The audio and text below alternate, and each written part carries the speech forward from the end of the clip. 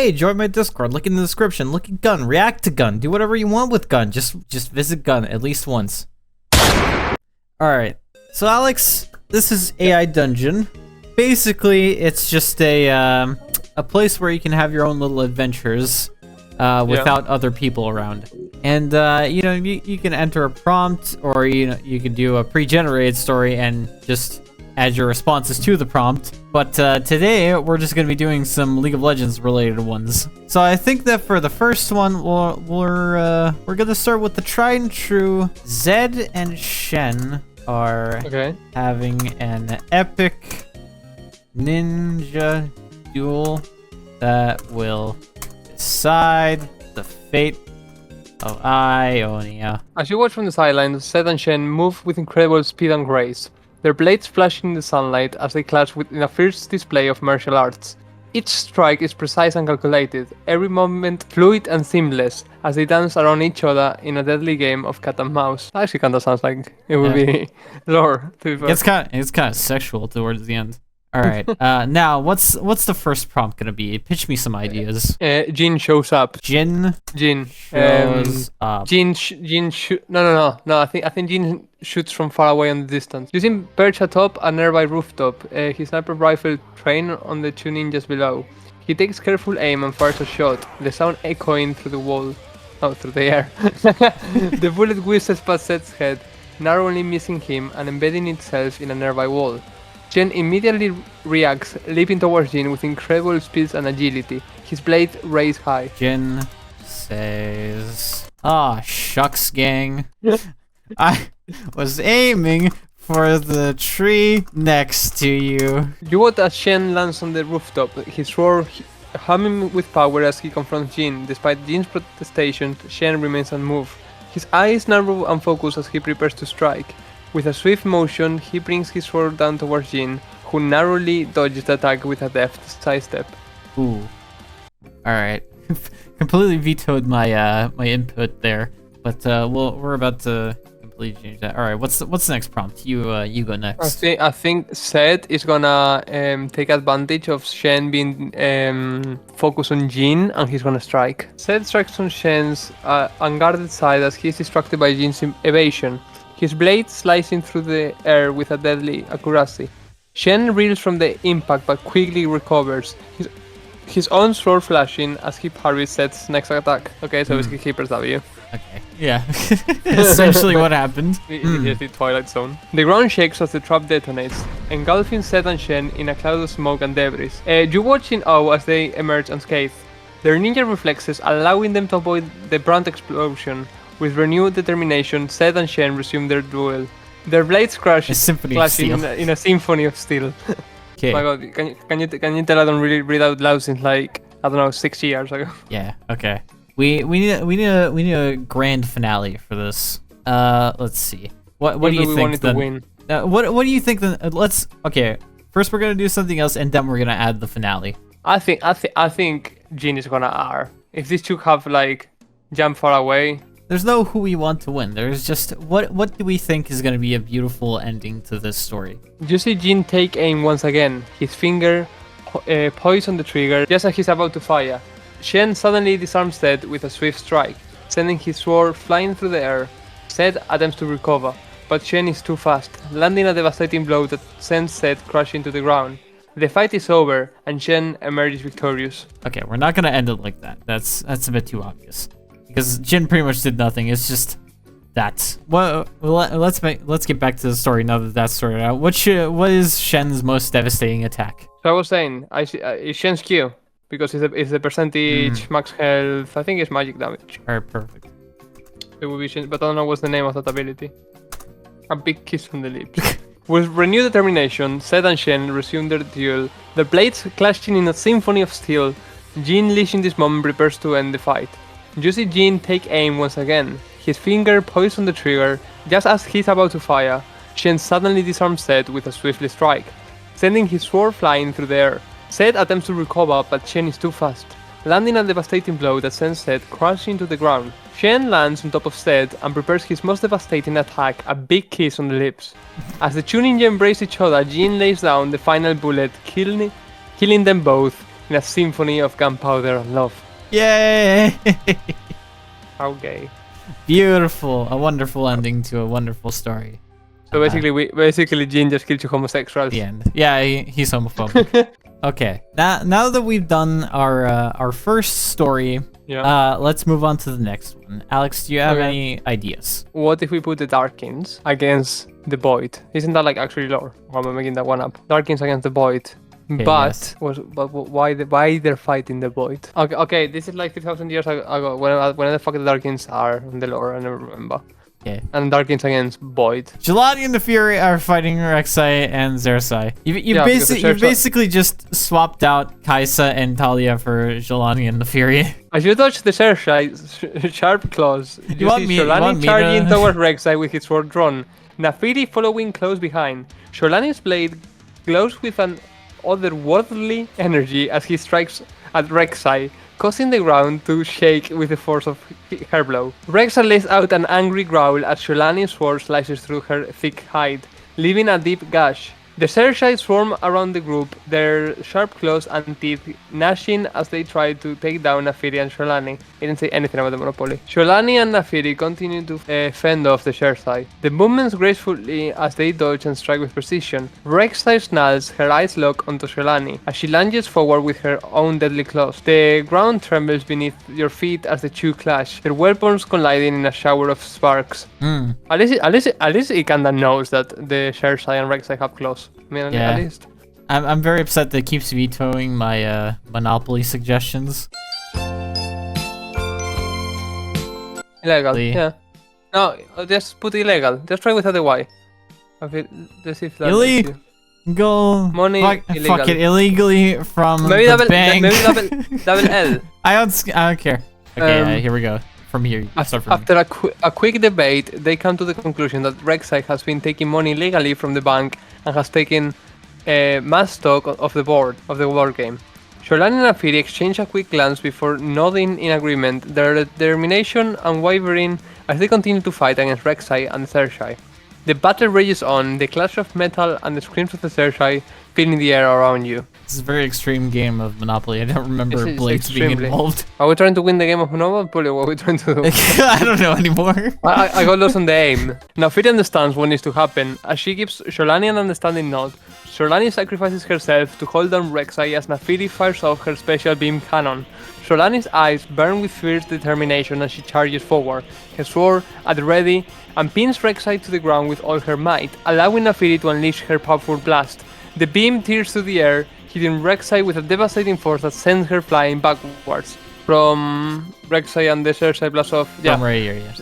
Rek'Sai and the Zersai blast off like Team Rocket and say, "The Void is blasting off again!" With a confident smile, Nafiri and Sholani have won the Monopoly game, and the battle against Rek'Sai and the Zersai, they stand victorious amid the chaos, their bodies heaving with exhaustion as the weapons stain with blood. As they catch their breath, they look around at the destruction that surrounds them, knowing that they have saved countless lives with the grasp of the Zersai horde. Got lost. Oh, it's because it was on like lowercase. And now they slaughter those that were left alive. I'm sorry, but I cannot fulfill that. It can't fulfill the thing because it's too violent. Ah, shit, our fanfiction is ruined. I'm sorry, but I cannot fulfill the request as it goes against the guidelines on the platform. Okay, stop. While promoting or encouraging gratuitous violence or harm to individual groups. Let's keep storytelling with a realm of fantastical and safe fiction. Is there anything else I can assist you with? Come on, that was such a perfect ending. They were stopping the fucking Void so they can slaughter more people. It's like the most Darkin thing ever. Fuck this program. Okay, so this next story is way too chaotic and all over the place that I couldn't be bothered to do the puppet thing. So you're just gonna have to use theory of the mind for this one.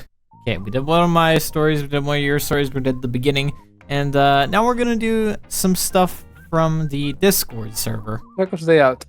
Shaco's Day Out. As you step outside, you are greeted by a wall of vibrant colors and bustling activity.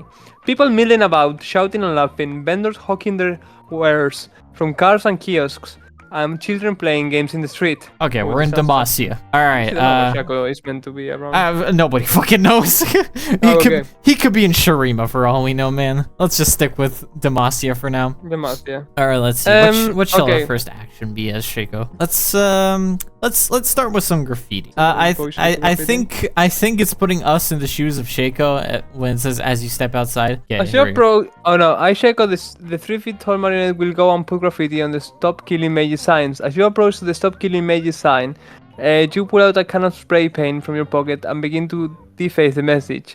You hear a shout behind you and turn to see a group of angry mages charging towards you. Their faces twisted with rage as they wield their deadly spells. Put down a poisonous jacket in the box. As the mages get closer, you quickly place a poisonous jacket in the box on the ground in front of you. The box opens, revealing a terrifying clown that cackles with malicious glee. The mages stop in their tracks, unsure of how to proceed as the clown jumps around them, their faces contorted in fear and disgust as they realize the gravity of the situation. As you cackle maniacally at the mages, your whole body shakes with mirth, and you can feel your wooden joints creaking in the light. The mages stare at you in horror, their eyes wide as they begin to realize the true danger that you represent. The jacks in the boxes dies out as it is a shitty spell. your laughter echoes through the street, causing a few passerby to cast curious glances in your direction. The mages back away slowly, not wanting to risk further confrontation with the deranged marionette before them. You watch them go, still chuckling to yourself as you wonder what other mischief you can cause on this fine day out. You make your way down the street, your small frame bobbing up and down as you walk. The scent of freshly baked bread wafts through the air, leading you to a quaint little bakery nestled between two buildings. You push open the door and are greeted by the sight of warm, golden loaves lining the shelves. Ah, yes. So we're on a bakery. Okay. Let's see. As you reach down to pick up a handful of dog poop from the street, you hear the jingle of a bell above the bakery's door. You quickly stuff the poop in your pocket and turn towards the entrance, only to find yourself face to face with a tall, muscular man with a bushy beard and piercing eyes. Stabbed, ma'am. Stab the man, your hand darts out, grabbing a nearby knife as you lunge towards the man. He ducks and dodges your attacks with surprising agility, his eyes narrowing as he prepares to strike back. You circle each other warrenly, looking for an opening to land a fatal blow. The other customers in the bakery scream and scatter, leaving you alone to fight this formidable foe. As you continue to circle the man, your wooden limbs twist and contorting in an attempt to intimidate him. You suddenly remember a dance move that you had seen one of the street performers do earlier. With a warning, you drop to the ground and begin to do the worm. Oh yeah, of course. Your body greenly across the bakery's floor like a snake. Dude, this is Shaco's backstory. Perfect. Yeah. No, that's why he does the dance. He saw a street performer doing the worm. As you finish your worm dance, you snap your fingers and summon an identical clone behind the man. Clone quickly stabs him on the kidneys, causing him to cry out in pain and stumble forward. You take advantage of the distraction and lunge forward with your own knife, plunging it deep into his chest. Damn, this seems like a very Shaco. This is a very Shaco. Okay, and now back to our main objective. Smear. Oop. Oh.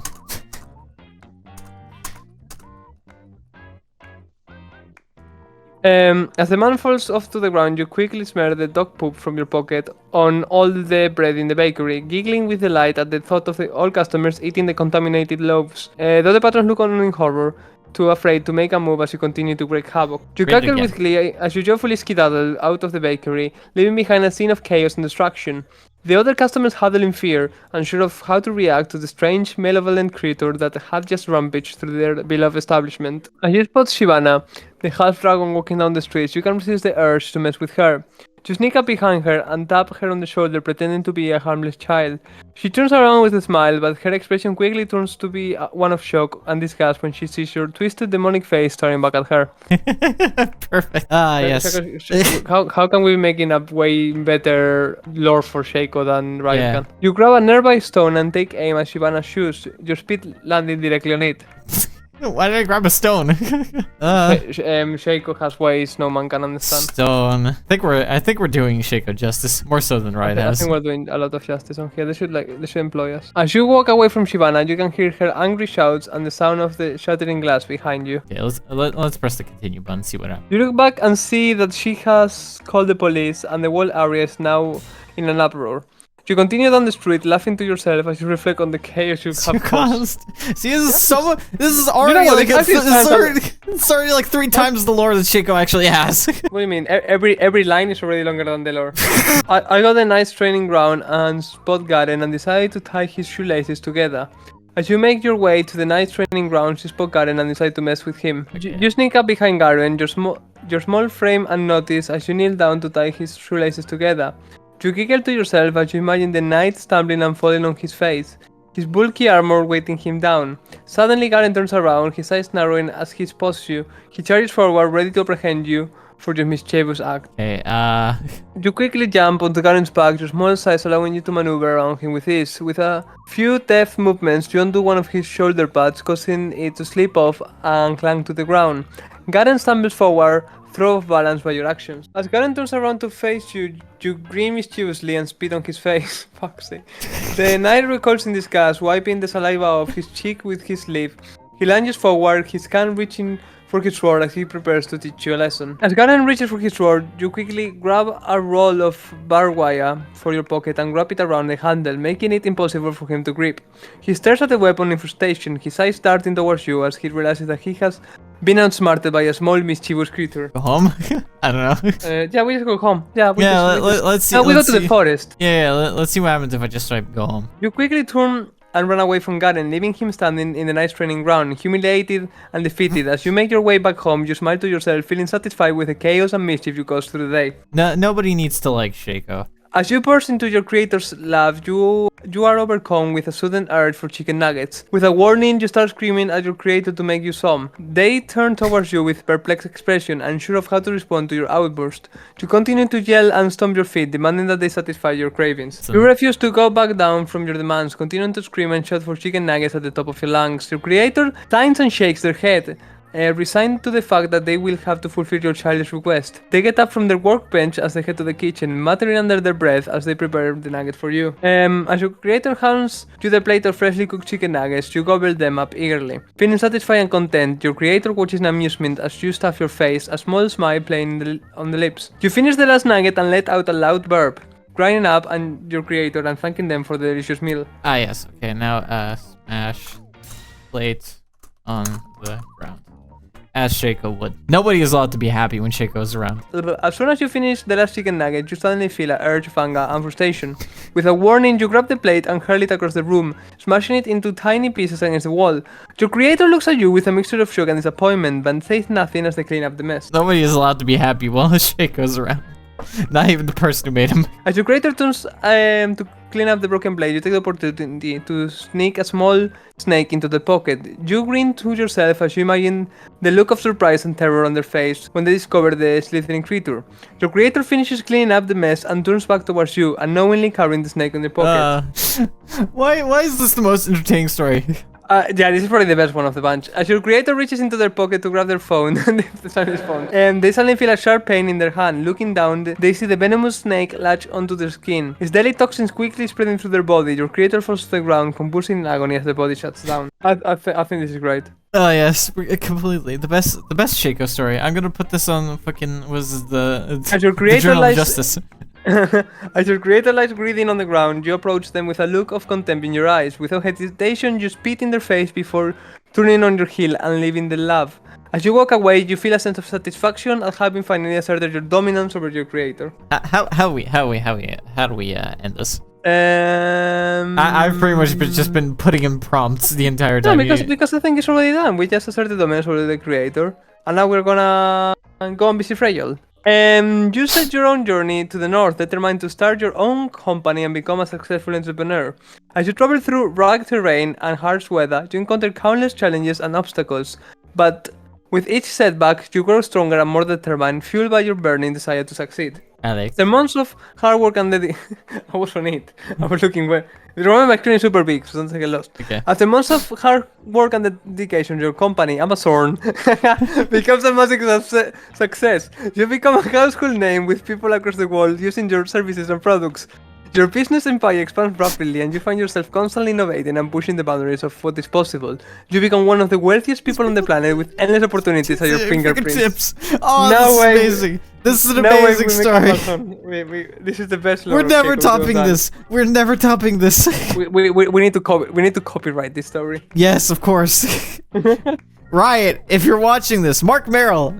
Fucking, it was on the podiums. You know, Riot. If you ever end up using this, I guess I just want a check in the mail, like just every month with a couple $100 in it.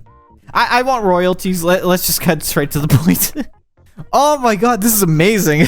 How we come up with this? I think this honestly has been the better story. My chaotic energy and just constantly spitting at people. Oh, I don't think I can ever mentally recover from this fucking story. If this video doesn't get over 1 million views, I'm